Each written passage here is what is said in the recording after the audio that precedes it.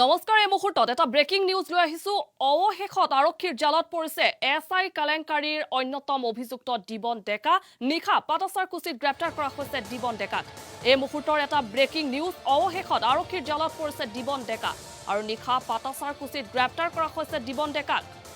আত্মসমৰ্পণৰ বাবে আহি থকা অৱস্থাত গ্ৰেপ্তাৰ কৰা হৈছে দিবন ডেকাক আৰু অজ্ঞাত স্থানৰ পৰা আত্মসমৰ্পণৰ বাবে গুৱাহাটীলৈ বুলি আহি আছিল দিবন ডেকা আৰু গুৱাহাটীলৈ আহি থকা অৱস্থাতে গ্ৰেপ্তাৰ কৰা হয় ডেকাক আৰু ক্ৰাইম ব্ৰাঞ্চ আৰু চিআইডিয়ে গ্ৰেপ্তাৰ কৰিছে দিবন ডেকাক উল্লেখ্য যে দিবন ডেকাৰ সৈতে তেওঁৰ পত্নীও আছে আৰু চিআইডিৰ অভিযানত ঘৰ এৰিছিল দিবন ডেকাৰ পত্নীয়ে আৰু 10 দিনে পলাতক অৱস্থাত আছিল দিবন ডেকা এছআই পৰীক্ষাৰ কেলেংকাৰীৰ অন্যতম মাষ্টাৰ মাইণ্ড দিবন ডেকাক অসম আৰক্ষীয়ে মোষ্ট ৱান্টেড বুলি ঘোষণা কৰিছিল আৰু যিসকলে সেই দিবন ডেকাৰ সন্ধান দিব পাৰে তেওঁ পুৰস্কৃত কৰা হ'ব বুলি ঘোষণা কৰা হৈছিল আৰু অৱশেষত আৰক্ষীৰ জালত পৰিছে এছআই কেলেংকাৰীৰ অন্যতম মাষ্টাৰ মাইণ্ড দিবন ডেকা আৰু পাটাছাৰকুছিত গ্ৰেপ্তাৰ কৰা হৈছে দিবন ডেকা এই মুহূৰ্তৰ এটা গুৰুত্বপূৰ্ণ খবৰ আমি জনাই আছো অৱশেষত আৰক্ষীৰ জালত পৰিছে বহু চৰ্চিত এছআই কেলেংকাৰীৰ যি অন্যতম অভিযুক্ত দিবন ডেকা 10 দিন ধৰি পলাতক অৱস্থাত আছিল দিবন ডেকা আৰু অৱশেষত আৰক্ষীৰ জালত পৰিছে নিখা পাটাছাৰকুছিত গ্ৰেপ্তাৰ হৈছে দিবন ডেকা আত্মসমৰ্পণৰ বাবে গুৱাহাটীলৈ বুলি আহি আছিল অজ্ঞাত স্থানৰ পৰা আহি আছিল আৰু গুৱাহাটীলৈ আহি থকা অৱস্থাতে পাটাছাৰকুছি আৰক্ষীয়ে গ্ৰেপ্তাৰ কৰিবলৈ আৰু পাটাছাৰকুছিত গ্ৰেপ্তাৰ কৰে দিবন ডেকা ক্ৰাইম ব্ৰাঞ্চ আৰু চিআইডিয়ে গ্ৰেপ্তাৰ কৰে দিবন ডেকাক আৰু দিবন ডেকাৰ সৈতে তেওঁৰ পত্নীও আছে বুলি ইতিমধ্যে জানিব পৰা গৈছে আৰু উল্লেখ্য যে চিআইডিয়ে যেহেতু অভিযান চলাইছিল দিবন ডেকাৰ বাসগৃহত আৰু তাৰ পাছতে দিবন ডেকাৰ পত্নীয়ে ঘৰ এৰি পলায়ন কৰিছিল আৰু 10 দিনে দুই পলাতক অৱস্থাত আছিল আৰু এছআই পৰীক্ষাৰ কেলেংকাৰীৰ অন্যতম মাষ্টাৰ মাইণ্ড দিবন ডেকাক অসম আৰক্ষীয়ে মোষ্ট ৱান্টেড বুলি ঘোষণা কৰিছিল আৰু যিসকলে দিবন ডেকাৰ সন্ধান দিব পাৰে তেওঁক পুৰস্কৃত কৰা হ'ব বুলি ঘোষণা কৰিছিল আৰু এই মুহূৰ্তত অধিক খবৰ জানিবৰ বাবে ফোন যোগে আমি সংযোগ স্থাপন কৰিছো আমাৰ সতীৰ্থ জবা দাসৰ সৈতে হয় জবা দাস আপোনাৰ কাষলৈ আহিছো আৰু অধিক খবৰ এই সন্দৰ্ভত কি আছে আমি প্ৰথমতে ক'ব লাগিব এখন নাটকৰ জবনিকা পৰিছে যিখন নাটক দিবন ডেকাই ৰচিছিলে যি 20 ছেপ্টেম্বৰত এছআই পৰীক্ষা অনুষ্ঠিত হৈছিল আৰু এছআই পৰীক্ষাৰ আগদিনা অৰ্থাৎ 19 তাৰিখে ৰাতি এখন হোটেলত যি 50 গৰাকী পৰীক্ষাৰ্থীক পৰীক্ষা দিয়া হৈছিল যি পৰীক্ষা লিক হৈছিল আচলতে কওঁ যে দুৰ্নীতিমুক্ত এখন সমাজ গঢ়াৰ কথা কয় দুৰ্নীতিমুক্ত শূন্য সহনশীলতাৰ কথা কয় এইখন চৰকাৰে কিন্তু এইখন চৰকাৰৰ দিনতে এটা পৰীক্ষাও কিন্তু সম্পূৰ্ণ নিকা আৰু স্বচ্ছভাৱে অনুষ্ঠিত কৰিব পৰা নাই গৃহ বিভাগে তাৰপিছত কৈছো যে 20 ছেপ্টেম্বৰত অনুষ্ঠিত হৈছিল এছআই পৰীক্ষাৰ মূল কেলেংকাৰী প্ৰাঞ্জল বৰুৱা আৰু দিবন ডেকা আছিল দিবন ডেকা ইতিমধ্যে ভাৰতীয় জনতা পাৰ্টিৰ এগৰাকী সদস্য বুলি তেওঁ নিজেই ফেচবুকত তেওঁ লিখি থৈ গৈছিল যে 24 বা 25 বছৰে তেওঁ ভাৰতীয় জনতা পাৰ্টিৰ হৈ কাম কৰিছিল তেওঁ 19 তাৰিখে ৰাতি তেওঁৰ হোৱাটছএপত এছআই পৰীক্ষাৰ যি প্ৰশ্নকাকত সেই প্ৰশ্নকাকত আহিছিল আগদিনাখন ৰাতিয়েই তেওঁ পাইছিল এনেধৰণে তেওঁ নিজেই লিখিছে আৰু তেওঁ পলাতক হৈ আছিল তেওঁ তাতেই ফেচবুকত তেওঁ লিখিছিল যে তেওঁ পৰিয়ালৰ সম্পূৰ্ণ দায়িত্ব অসম আৰক্ষীয়ে ল'ব লাগিব এনেধৰণে লিখি তেওঁ সামাজিক মাধ্যমত লিখি তেওঁ পলাতক হৈ আছিল আৰু অসম আৰক্ষীয়ে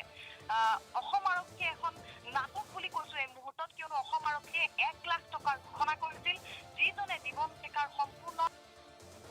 তেওঁক ধৰাত সহায় কৰি দিব পাৰিব সেইজন ব্যক্তিক বা সেইগৰাকী ব্যক্তিক 1 লাখ টকাৰ পুৰস্কাৰ ঘোষণা কৰা হ'ব আজি অসম আৰক্ষী দিৱস আৰু আজি অসম আৰক্ষী দিৱসৰ আগদিনাখন আমি কালিৰ দিনটোত ঈশান নিউজে ৰাতিপুৱাৰে পৰা আমি দেখুৱাই আছিলো যে কালিৰ দিনটোত সম্পূৰ্ণভাৱে সত্য খবৰ শুদ্ধ খবৰ যে সন্ধিয়াৰ ভাগত দিবন ডেকাই আত্মসমৰ্পণ কৰিব পাৰে ৰাতিপুৱাৰ পৰা ঈশান নিউজে দেখুৱাই আছিল সেই খবৰ আৰু সেই খবৰ সম্পূৰ্ণৰূপে সত্য প্ৰমাণিত কৰি সন্ধিয়াৰ ভাগত দিবন ডেকাই আত্মসমৰ্পণ কৰিব আহিছিল এয়া কিন্তু এটা কথা শিল্পী আমি ক'ব লাগিব যে অসম আৰক্ষীয়ে গ্ৰেপ্তাৰ তেওঁ কৰিছে হয় কিন্তু তেওঁ তথ্য লাভ কৰি নিজৰ চৰ্চেদি গৈ তেওঁ গ্ৰেপ্তাৰ কৰিবলৈ সক্ষম হোৱা নাই দিবন ডেকাই যেতিয়া ভাবিছে যে দিবন ডেকাই ইতিমধ্যে বিজেপিৰ বহু জ্যেষ্ঠ নেতাৰ সৈতে কথা পাতিছে বহু লোকৰ সৈতে তেওঁ কথা পাতি কেনেদৰে কৰিলে ভাল হ'ব ৰাজ সাক্ষী হ'ব পাৰি নেকি সম্পূৰ্ণ গোচৰটোৰ ৰাজ সাক্ষী কৰিব নেকি দিবন ডেকাক এনেধৰণে ভাবি তেওঁ যেতিয়া আত্মসমৰ্পণ কৰিবলৈ আহিছিল আত্মসমৰ্পণ কৰিবলৈ আহোঁতেই পাটাছাৰকুছিৰ পৰা তেওঁক গ্ৰেপ্তাৰ কৰে আৰু এডিজিপি জিপি সিঙৰ নেতৃত্বত ৰাতিয়েই তেওঁক নিশাৰ ভাগতেই তেওঁক গুৱাহাটীলৈ লৈ অহা হয় ইতিমধ্যে তেওঁ বৰ্তমান ক্ৰাইম ব্ৰাঞ্চত আছে আৰু তেওঁৰ সৈতে তেওঁৰ পত্নীও আছিল চিম্পি আমি ক'ব লাগিব এখন সম্পূৰ্ণ নাটক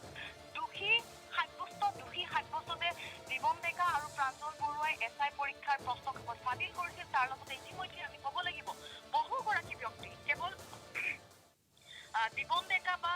প্ৰাঞ্জল বৰুৱাৰ কথা আমি নকওঁ তাৰ লগতে থেংক ইউ লজৰ যিসকল থেংক ইউ লজখনত যি পৰীক্ষা অনুষ্ঠিত হৈছিল বা 50গৰাকী প্ৰাৰ্থীয়ে গোপনে পৰীক্ষাত বহিছিল লজখনৰ পৰা এছআই পদৰ পৰীক্ষাৰ প্ৰশ্নকাকত জব্দ হৈছিল চাৰিজন স্বত্বাধিকাৰী আটক হৈছিল অলকেশ বৈশ্য প্ৰাঞ্জল শৰ্মা বিমল থাপা প্ৰণৱ বৰা শুৱালকুছিৰ পৰা আটক কৰিছিল নলবাৰীৰ পৰা আটক কৰিছিল সমগ্ৰ অসমজুৰি ইতিমধ্যে এক তোলপাৰ লাগি গৈছিল এছআই পৰীক্ষাৰ যি প্ৰশ্নকাকত ফাদিলৰ সম্পূৰ্ণ ঘটনাটোৱে আৰু তাৰ পাছত স্বয়ং মুখ্যমন্ত্ৰী সৰ্বানন্দ সোণোৱালে বাৰে বাৰে সংবাদ মাধ্যমৰ আগত মন্তব্য কৰিছিল যে সম্পূৰ্ণভাৱে 30 নৱেম্বৰত সম্পূৰ্ণ নিকাভাৱে স্বচ্ছভাৱে এছআই পৰীক্ষা অনুষ্ঠিত হ'ব নিযুক্তি দিয়া হ'ব আনকি বিত্তমন্ত্ৰী হিমন্ত বিশ্ব শৰ্মায়ো বাৰে বাৰে কৈছিল যে যিসকলে বক্ৰপথেৰে চাকৰি লৈছিল সেই চাকৰি লোৱা সকলো লোকৰে ইয়াৰ আগতেও কেৱল 2020 বৰ্ষ বুলি নহয় 2015, 16, 17 যিটো বৰ্ষতেই যি লোকে বক্ৰপথেৰে চাকৰি লৈছিল সকলো লোকৰে চাকৰি যাব এনেধৰণৰ কথা আমি শুনিবলৈ পাইছোঁ আমি এনেধৰণৰ কথা তেওঁলোকে কৈছিল গৃহ বিভাগে কৈছিল কিন্তু চিম্পি গুৰুত্বপূৰ্ণ কথাটো হ'ল দিবন ডেকা দোষী দিবন ডেকাক বিচাৰি আছিল অসম আৰক্ষীয়ে এটা ব্যাপক বিভাগ সেই ব্যাপক বিভাগ এটা এখন নাটক ৰচিছিল যে দিবন ডেকা ৰাজ্যৰ বাহিৰ হৈ গৈছিল ৰাজ্যৰ বাহিৰত আছিল পত্নী বাহিৰত আছিল তাৰ পিছত তেওঁ হঠাৎ নলবাৰী পাতাচাকুচিত গৈছিল তেওঁ আত্মসমৰ্পণ কৰিব বিচাৰিছিল আমি দিনৰ ভাগত হয় জবাদাস এক প্ৰকাৰ ক'ব পাৰি নেকি যে সন্দেহজনক অৱস্থালৈ গতি কৰিছে আছে গোটেই প্ৰক্ৰিয়াটোৱে যেন এক সন্দেহৰ আৱৰ্ত তেনেধৰণৰ আচলতে কথা ক'ব পাৰি নেকি নিশ্চয় 100% সত্য যে গোটেই প্ৰক্ৰিয়াটো সন্দেহৰ আৱৰ্তত গৈছে জনতাই কাক বিশ্বাস কৰিব যিগৰাকী আৰক্ষী পিকে দত্তৰ কথা আমি যদি কওঁ যে আৰক্ষীক যদি মানুহে ৰক্ষকে যেতিয়া ভক্ষকৰ ৰূপ লয় ৰাইজে কাক বিশ্বাস কৰিব আৰক্ষীয়ে যেতিয়া তেনেধৰণৰ কাম কৰে বা যেতিয়া ভাৰতীয় জনতা পাৰ্টি ইতিমধ্যে বৰ হৰফেৰে যেতিয়া কয় ভাৰতীয় জনতা পাৰ্টিয়ে ৰাইজৰ কাৰণে কাম কৰে ৰাইজৰ হৈ কাম কৰে নতুন যুৱচামে কি কৰিব নতুন যুৱচামে কিমান আশাৰে ভাৰতীয় জনতা পাৰ্টি নিজৰ শাসনৰ গাদী দিছিল দিছপুৰ দখল কৰিবলৈ তেওঁলোকে যুৱচামে সেই আগভাগ লৈছিল আৰু যুৱচামৰে যেতিয়া পৰীক্ষা হয় এনেধৰণে PNRD হওক জলসিঞ্চন হওক বিদ্যুৎ বিভাগৰ হওক বা এছআই পৰীক্ষাৰ যিকোনো পৰীক্ষাই নহওক গৃহ বিভাগে কিন্তু এটা পৰীক্ষাও স্বচ্ছ আৰু নিকাভাৱে বৰ্তমানলৈকে অনুষ্ঠিত কৰিব পৰা নাই আৰু শেহতীয়াকৈ এছআই পৰীক্ষাৰ যদি আমি কথা কওঁ দিবন ডেকা মূল কালপ্ৰিট ইতিমধ্যে আমি কোৱা নাই সেই কথা অসম আৰক্ষীয়ে কৈছে তেওঁক নগদ 1 লাখ টকা পুৰস্কাৰ দি আছিল যিগৰাকী ব্যক্তিয়ে দিবন ডেকাৰ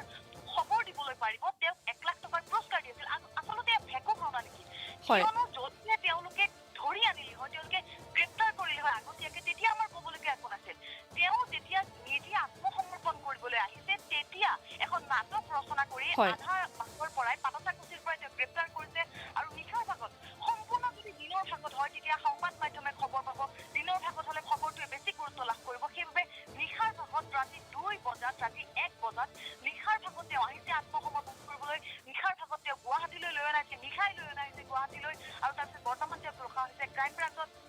তাৰপিছত তেওঁক স্বাস্থ্য পৰীক্ষাৰ বাবে নিয়া হ'ব তাৰপিছত তেওঁক ডেৰা চলোৱা হ'ব ইতিমধ্যে আমাৰ হাতলৈ যি খবৰ আহিছে সেই খবৰ অনুসৰি দিবন ডেকাৰ বহু কেইগৰাকী ভাৰতীয় জনতা পাৰ্টিৰ নেতা মন্ত্ৰীৰ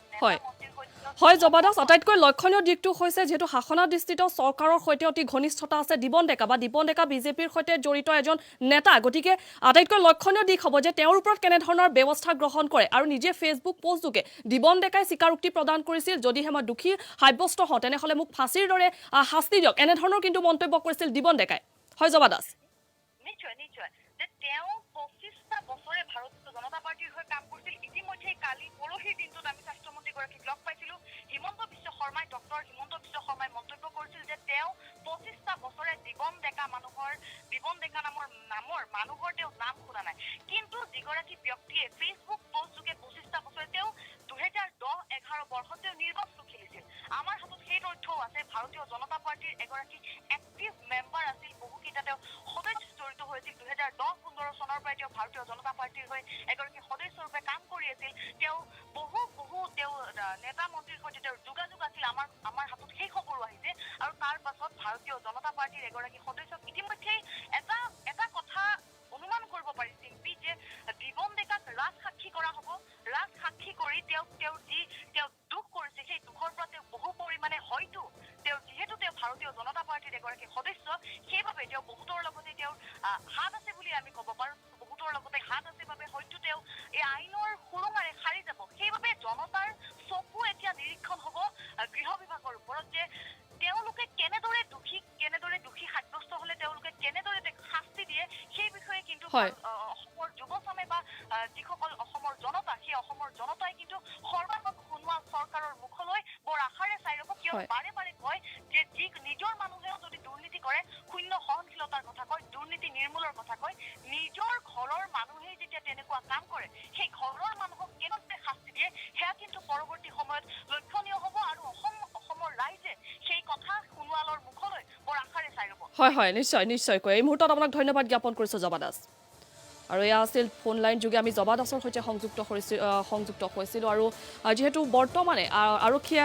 যেহেতু গ্ৰেপ্তাৰ কৰা হৈছে দিবন ডেকাক আৰক্ষীৰ জালত পৰিছে দিবন ডেকা পাটাচাৰকুচিত নিশা গ্ৰেপ্তাৰ কৰা হৈছে দিবন ডেকাক আৰু আত্মসমৰ্পণৰ বাবে আচলতে আহি আছিল দিবন ডেকাক আৰু তেনে অৱস্থাতে অজ্ঞাত স্থানৰ পৰা আহি আছিল আৰু তেনে অৱস্থাতে পাটাচাৰকুচিত গ্ৰেপ্তাৰ কৰা হৈছে আৰু বৰ্তমানে যেহেতু গুৱাহাটীৰ যি CID কাৰ্যালয় আছে কাৰ্যালয়লৈ যেহেতু মুখ্য কাৰ্যালয়ত এতিয়া বৰ্তমানে ৰখা হৈছে আৰু কিছু সময়ৰ পাছতে MMCHলৈ স্বাস্থ্য পৰীক্ষাৰ বাবে পঠোৱা হ'ব দিবন ডেকাৰ সৈতে তেওঁৰ পত্নীও যেহেতু আছে 10 দিন ধৰি পলাতক অৱস্থাত আছিল দিবন ডেকা কিন্তু এতিয়া আটাইতকৈ লক্ষণীয় দিশটো এই যে বিজেপিৰ এজন নেতা দিবন ডেকাৰ ওপৰত এতিয়া কেনেধৰণে আচলতে অসম চৰকাৰে বা প্ৰশাসনে বিভাগীয় কৰ্তৃপক্ষই কেনেধৰণৰ ব্যৱস্থা গ্ৰহণ কৰে সেয়া কিন্তু অতিকৈ লক্ষণীয় হ'ব আৰু দেখিবলৈ পোৱা গৈছে যে গোটেই প্ৰক্ৰিয়াটো যেন ৰহস্যজনকভাৱে গোটেই প্ৰক্ৰিয়াটো ৰহস্যৰ সৈতে যেন সাঙুৰ খাই আছে আত্মসমৰ্পণ প্ৰথম অৱস্থাত অসম আৰক্ষীয়ে মাষ্টাৰ মাইণ্ডক most wanted বুলি ঘোষণা কৰিছিল আৰু যিয়ে most wanted দিবন ডেকাৰ সন্ধান উলিয়াব পাৰে তেওঁক পুৰস্কৃত কৰা হ'ব বুলি ঘোষণা কৰা হৈছিল আৰু তাৰ পাছতে দেখিবলৈ পোৱা গ'ল যে আত্মসমৰ্পণৰ উদ্দেশ্যে অজ্ঞাত স্থানৰ পৰা গুৱাহাটীলৈ বুলি আহি আছিল দিবন ডেকা আৰু সেই আহি থকা অৱস্থাতে পাটাচাৰকুচিত গ্ৰেপ্তাৰ কৰা হয় দিবন ডেকা গতিকে গোটেই প্ৰক্ৰিয়াটো এক ৰহস্যৰ মাজলৈ সোমাই গৈছে বুলি এক প্ৰকাৰ ক'ব পাৰি বা এনেধৰণৰ অভিযোগ এতিয়া উত্থাপিত হৈছে কিন্তু এই যিহেতু গ্ৰেপ্তাৰ হৈছে দিবন ডেকা গতিকে এক এক বৰালি যে আৰক্ষীৰ জালত পৰিছে বুলি ক'ব পাৰি এতিয়া আৰু নতুন তথ্য আৰু ওলোৱাৰ পূৰ্ণ সম্ভাৱনা আছে প্ৰকৃততে কোন সমগ্ৰ ঘটনাটো কি আছিল কোন ব্যক্তি জড়িত আছিল গোটেই প্ৰক্ৰিয়াটো কেনেধৰণে চলিছিল এতিয়া সকলো আশাবাদী যে নিশ্চয়কৈ সেয়া ফাদিল হ'ব কোন জড়িত হৈ আছিল বা আৰু কোন নেতা জড়িত হৈছে সমুদায় কথা ফাদিল হ'ব গতিকে তদন্ত যেহেতু আৰম্ভ ইতিমধ্যে হৈছে গতিকে আৰু তথ্য উন্মোচিত হোৱাৰ পূৰ্ণ সম্ভাৱনা আছে আৰু